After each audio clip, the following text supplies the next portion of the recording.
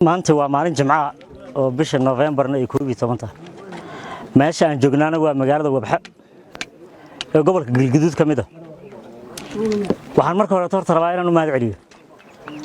oo aan ammaano ciidanka qalabka sida ee Soomaaliya iyo ciidamada deegaanka ee ka kala yimiday Hiiraan iyo Galgaduud qabaa'ilka degan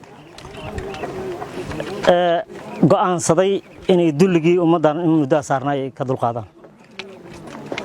ragaasi waxay rumaynayaan erayadii aan dhahayno ahaa inaan xadud lahayn meel aan ugu haraynaan in jirin nimankaas maanta waa Hiiraan meel ka baxsan oo joogno Galgaduud waa Wabxana ku ekaamayno magaalo kasta waa tagayna wax dhibaal way geesanayaan intii sii joogaan oo dhibaato ma harayso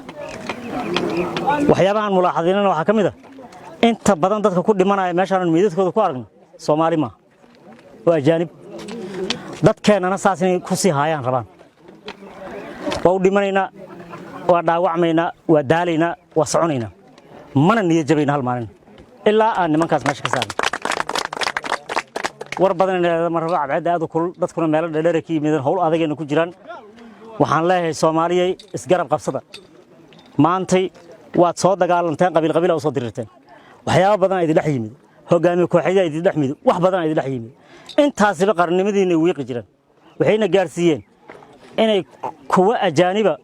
oo aan islaamnimada ku dhalan islaamnimada aan ku dhalan inay noo sheegtaan wadanka inay noo sheegtaan halkaasina gaarsiis meeshaasi aan u noqonin inaan maanta kadib isgarab qabsano walaalo ahaano qarankeena aan dhisano